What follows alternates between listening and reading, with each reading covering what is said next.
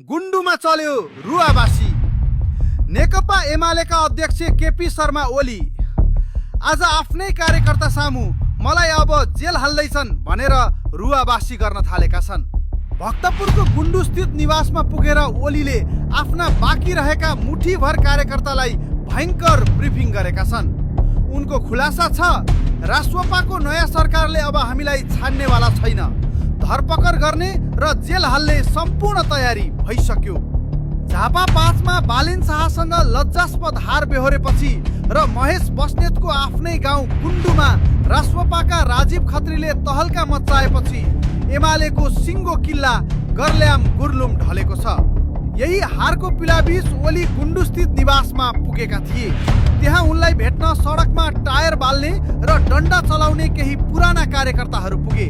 तर हिजो कार्यकर्तालाई जाऊ सडकमा लफडा गर भनेर उक्साउने ओली आज आफै हताश मनस्थितिमा देखिए।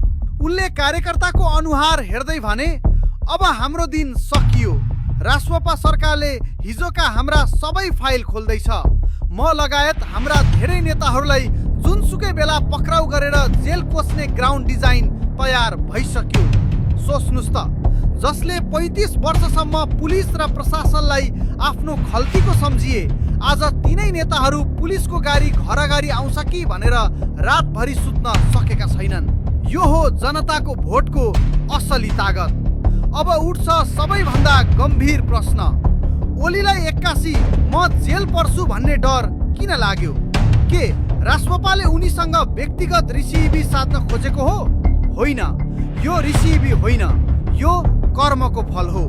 राष्ट्रपा र बालेनहरूले चुनाव अघि नै जनता सामु कसम खाएका थिए, हामी सरकारमा गएपछि 2046 साल यताका सबै भ्रष्टाचारका फाइल खोल्नेछौँ र अब त्यही हुँदैछ। जब देशको गृहमन्त्री र प्रहरी महानिरीक्षकले स्वतन्त्र रूपमा काम गर्न थाल्छन्, तब ओलीका ती महान काण्डहरू कसरी लुक्छन्? कोरोना महामारीमा जनता मर्दा अक्सिजन र औषधिमा कमिसन खाने ओम्नी काण्ड, झापाको बहुमूल्य जग्गा भूमाफियालाई सुम्पिने गिरिबन्धु टी स्टेट काण्ड, नेपाल ट्रस्टको जग्गा कौडीको भाउमा लिजमा दिने यति होल्डिङ्स काण्ड, हिजोसम्म अख्तियार र सिआइबीलाई फोन गरेर फाइल थुन्न लगाउने सेटिङ अब हताभुङ्ग भयो। ओलीलाई राम्रोसँग थाहा छ, जब यी फाइलका पाना पल्टिन्छन् तब उनका दर्जनौं प्रिय पात्रहरू र उनी आफै कानुनको खोरमा पर्ने निश्चित छ।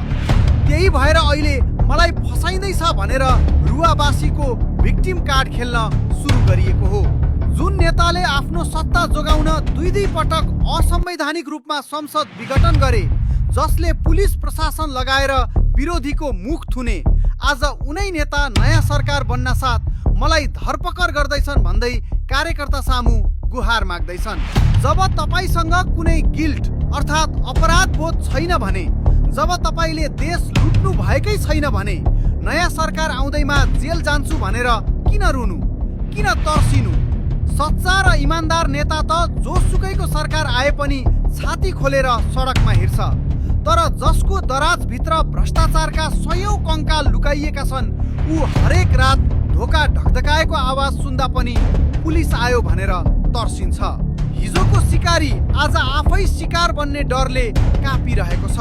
ओलीले गुन्डुमा आफ्ना कार्यकर्तालाई धरपकड हुन्छ भनेर जुन ब्रिफिङ गरे, त्यो वास्तवमा कार्यकर्तालाई भोलि सडकमा आगो बाल्न उक्साउने एउटा षड्यन्त्र पनि हो।